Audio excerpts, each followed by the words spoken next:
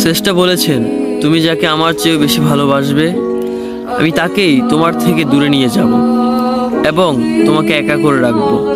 তিনি আরো বলেছেন, কখনো বলবে না তুমি তাকে ছাড়া বাঁচবে না, তবে তাকে ছাড়া আমি তোমাকে বাঁচাবো এবং পিছনের অনুগত সব আবেগ কুড়িয়ে নিয়ে তোমাকে দিব্যি সামনে নিয়ে যাব। তুমি কি দেখো না, ঋতুরাও বদলে থাকে, ছায়া দেয় যে গাছটা শুকিয়ে গেছে।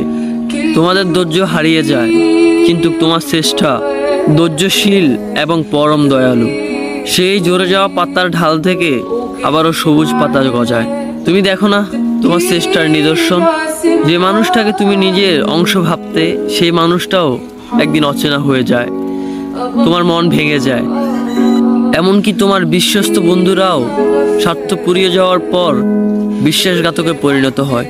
তুমি কি তা দেখো না? যে মানুষটাকে নিজের জীবনের চেয়েও বেশি ভালোবাসতে সেই মানুষটাও প্রতারণা করে।